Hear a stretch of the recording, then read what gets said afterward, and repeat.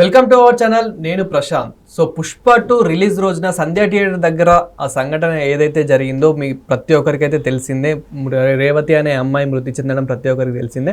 అయితే దీనిపైన అల్లు అర్జున్ గారిని ఈరోజు మళ్ళీ చిక్కడపల్లి పోలీస్ స్టేషన్కి అయితే విచారణకు తీసుకెళ్లారు. మరి విచారణకి తీసుకెళ్లి ఎలాంటి ప్రశ్నలు అడిగారు, దానికి అల్లు అర్జున్ గారు ఎలాంటి సమాధానాలు ఇచ్చారు, మరి ఎలా రియాక్ట్ అవ్వారు, అండ్ అదేవిధంగా అల్లు అర్జున్ గారితో పాటు ఇంకెవరెవరిని ఇలా విచారణ చేశారు ఏంటి, దీని గురించి పూర్తిగా మాట్లాడేందుకైతే ప్రస్తుతం మనతో పాటు senior cine critic Dasari Vignan గారు అయితే ఉన్నారు. నమస్తే అని సార్.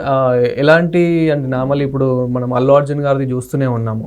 ఏదైతే ఆ రోజు నుంచి ఇప్పటి వరకు ఏదో ఒక ఇష్యూలో అయితే ఇలా ఒక విచారణ కానివ్వండి, అదేవిధంగా ఇంకా రాజకీయంగా కూడా కొందరు ఏదో ఒక ప్రశ్నించడము, సీఎం రేవంత్ రెడ్డి గారు కూడా దీని మీద స్పందించడము, ఇప్పుడు చిక్కట్పల్లిలో ఈరోజు అయితే విచారణ చేశారు. మరి ఎలాంటి ప్రశ్నలు వేశారు, దానికి అల్లు అర్జున్ గారు ఎలాంటి రియాక్షన్ ఇచ్చాడు?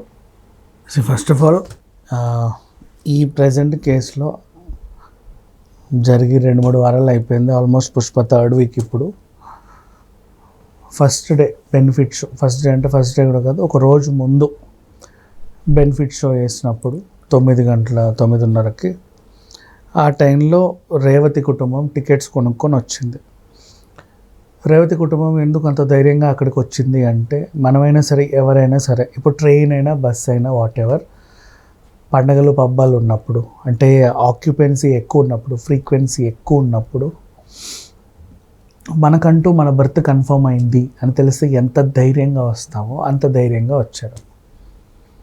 సంక్రాంతి సీజన్ ఫర్ ఎగ్జాంపుల్, రైళ్ళు రద్దీ, మామూలుగా అక్కడికి వెళ్ళి మాట్లాడుకుందాం అనేవాళ్ళు, టికెట్ కొనుక్కొని అక్కడ ఎత్తుక్కుందాం అనుకునే వాళ్ళు, కన్ఫర్మ్ కాకపోయినా సరే టీసీతో మేనేజ్ చేసుకోవాలి అనుకునే వాళ్ళు కొంతమంది వస్తారు.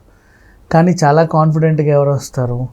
బెర్త్ కన్ఫర్మ్ అయిన వాళ్ళు. సో అలాగే వీళ్ళు కూడా బుక్ మై షోలో టికెట్స్ బుక్ చేసుకొని కన్ఫర్మ్ అయింది, వాళ్ళకంటూ 4 సీట్లు ఉన్నాయి కాబట్టి చాలా ధైర్యంగా వాళ్ళు వచ్చారు. ఆ 1200-1500 సీట్లలో వీళ్ళు ఏమనుకున్నారు, థియేటర్లో సినిమా స్టార్ట్ అయిన తర్వాత అలా అల్లు అర్జున్ గారు కూడా వస్తారు, ఇలా చెయ్యి ఊపుతారు, నా పిల్లలకు చూపించుకోవచ్చు అని వచ్చింది. కానీ అల్లు అర్జున్ గారు వస్తున్నారు అని తెలిసిన తర్వాత అక్కడికి బీభత్సంగా జనాలు కూడా రావడం, తొక్కిసలాట జరగడం, ఒక ప్రాణం కోల్పోవడం, ఇంకో ప్రాణం ఇప్పటికీ వెంటిలేటర్ మీద ఉండడం మనం చూస్తున్నాం. దీంట్లో అందరూ కూడా అన్ని వేళ్ళు కూడా అల్లు అర్జున్ వైపే చూపించాయి, నువ్వు రావడం వల్లే ఈ విధ్వంసం జరిగింది అని. నిజాలు ఏంటో ఎవరికీ తెలియదు. బట్ నిన్న కాక మొన్న అసెంబ్లీలో ముఖ్యమంత్రి గారు జరిగిన సిట్యువేషన్ని వర్ణించేసరికి పిన్ టు పిన్ ఓహో ఇదా జరిగింది అని ఒక వెర్షన్.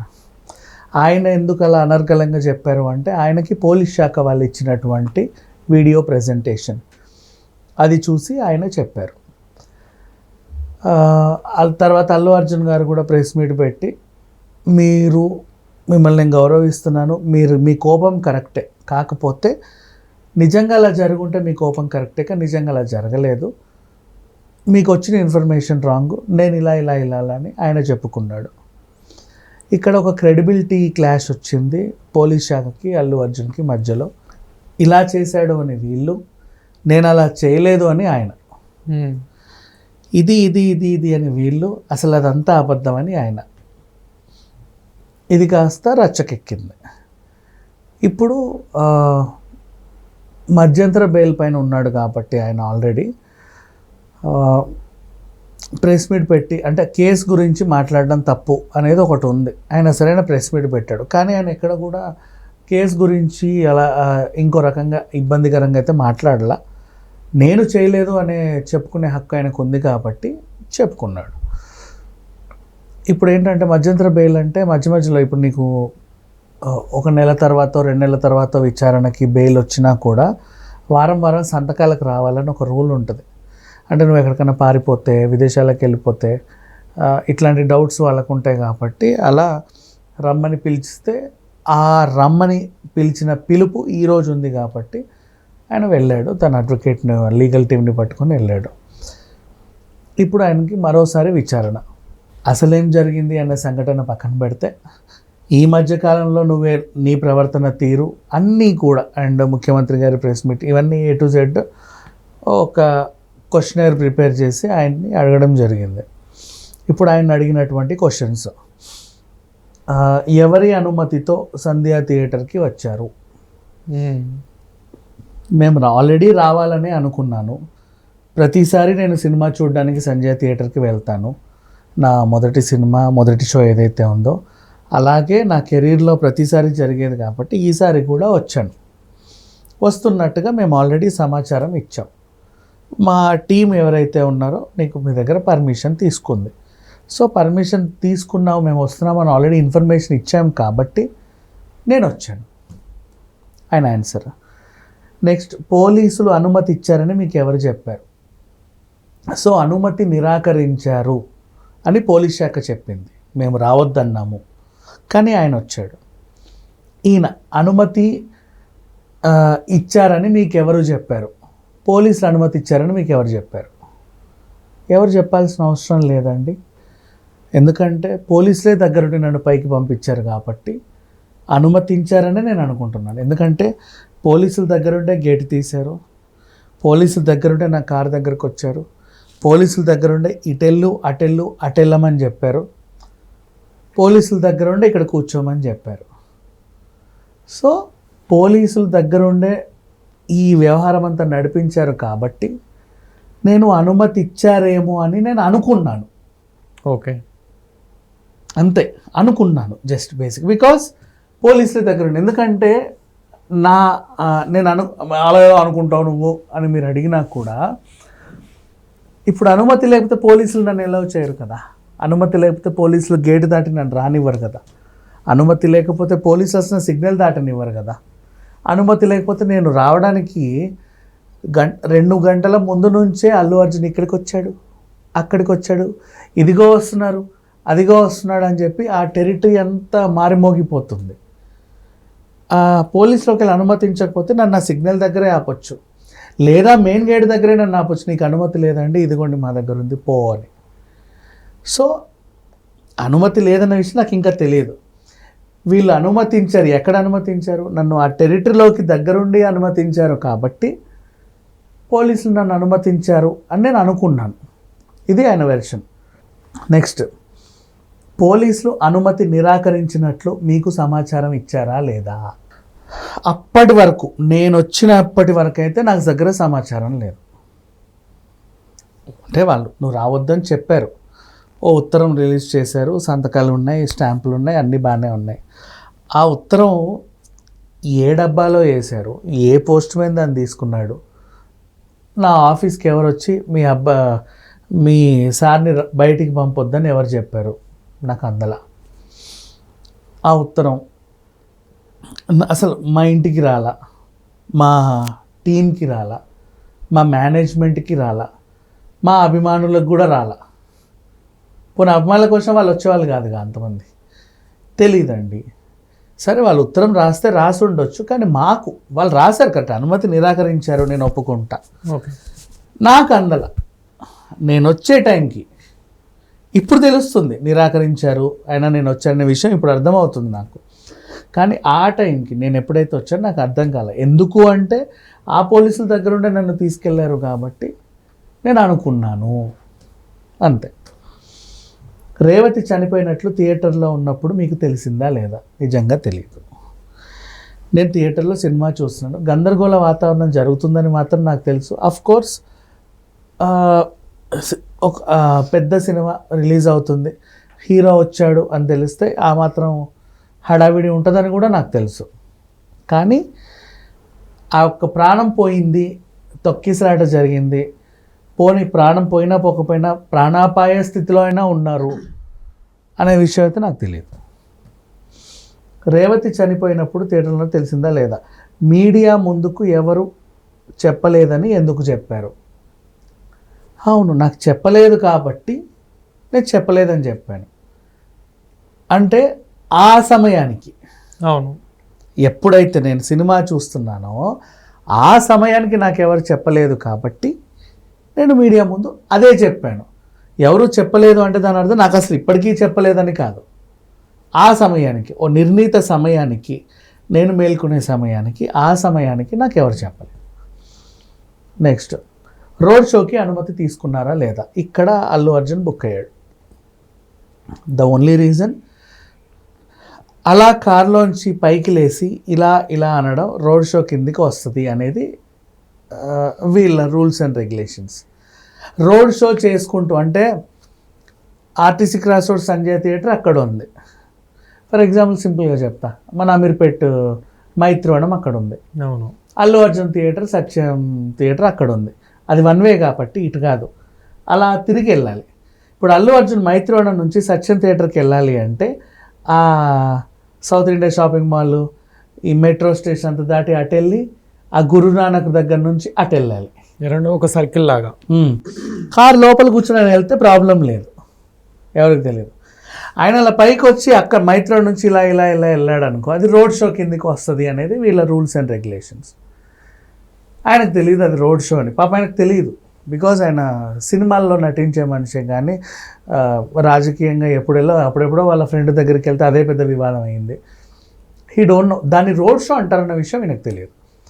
కానీ ఇది రోడ్ షో కిందికి వస్తుందని వీళ్ళు, అఫ్కోర్స్ ఆయనకు తెలియదు. అది అమాయకత్వంతో జరిగినటువంటి చిన్న మిస్టేకే, ఐ యాక్సెప్ట్ దట్. ఆయనకు తెలియదు. సో బట్ అది రోడ్ షో. అలా నువ్వు చేతులూపు పొందడానికి నేను ఇక్కడ మైత్రివనం నుంచి అలా తిరిగి గురునానక్ మీదుగా నా థియేటర్కి వెళ్తానండి, చేతులు ఒప్పుకుంటాను, నువ్వు పర్మిషన్ తీసుకున్నావా? తీసుకోలేదు. సో ఇది ఒక మైనస్, నిజంగా మైనస్సే. అంటే మైనస్ ఇన్ సెన్స్, ఇప్పుడు కోర్టుకి వెళ్ళినా కూడా అది ఉద్దేశపూర్వకం చేసావా తెలియకుండా చేసావా అనేది ఒకటి ఉంటుంది.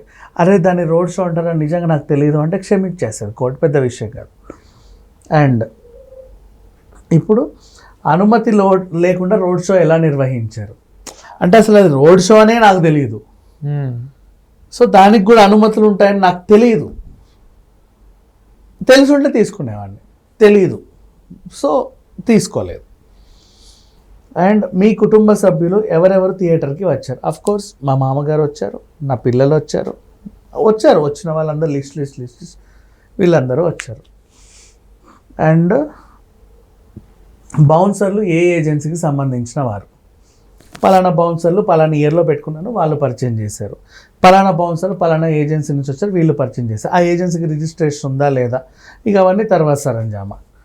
అంటే బౌన్సర్స్ కూడా ఏజెన్సీ రికగ్నైజేషన్ ఉంటేనే పెట్టుకోవాలని ఒక రూల్ ఉంది యాక్చువల్గా.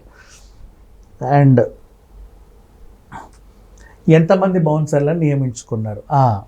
సార్ తీరదు ఇట్లా 10 మంది పేర్లు చదివితే అవునండి ఇంతమందిని నేను పెట్టుకున్నాను అంటే ఆ క్వశ్చన్కి ఆన్సర్ ఏంటంటే నువ్వు చెప్పిన వాళ్ళే ఉన్నారా, ఇంకెవరైనా ఎక్స్ట్రా వాళ్ళు ఉన్నారా అనేది తెలియాలి కదా.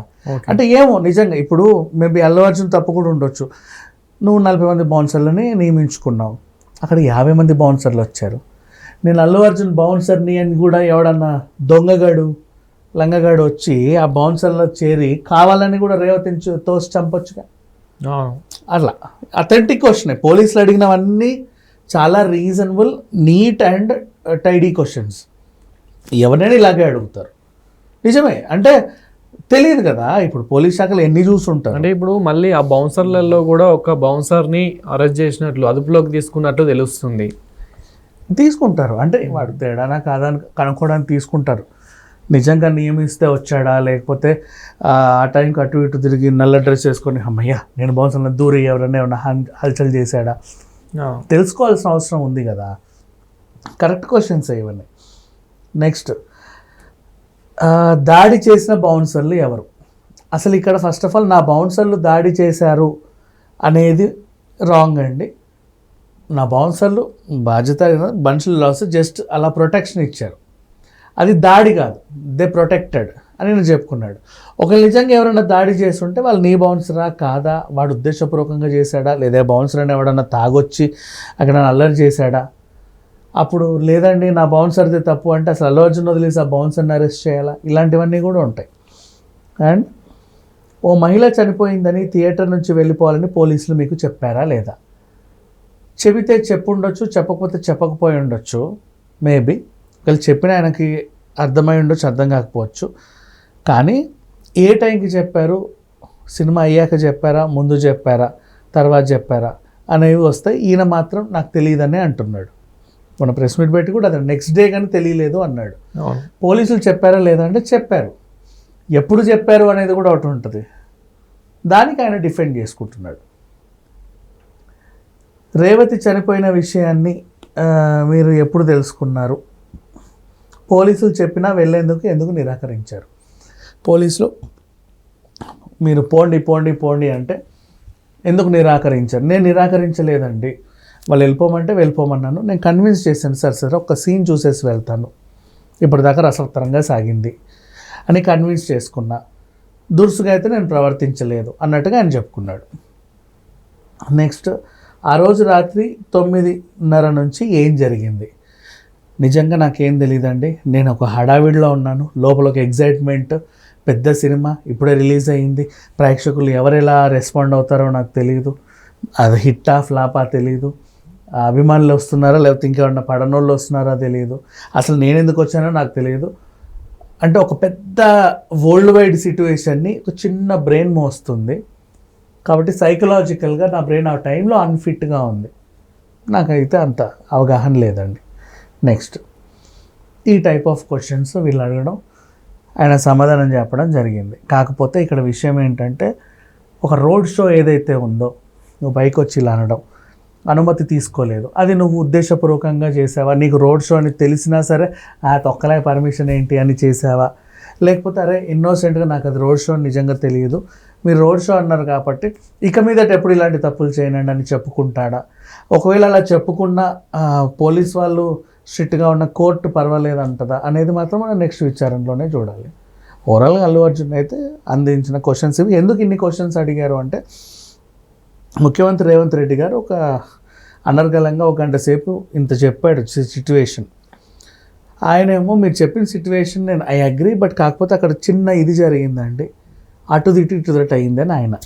లేదు నేను ఖచ్చితంగా మేము రిపోర్ట్ ఇచ్చాక నువ్వు ఎలా చెప్తామని పోలీస్ శాఖ. సో ఇది ఈ చిన్న క్లాషెస్ని పరిష్కరించుకోవాల్సిన దిశగా నెక్స్ట్ విచారణ ఉండే అవకాశం అయితే ఉంది. థ్యాంక్ యూ అండి.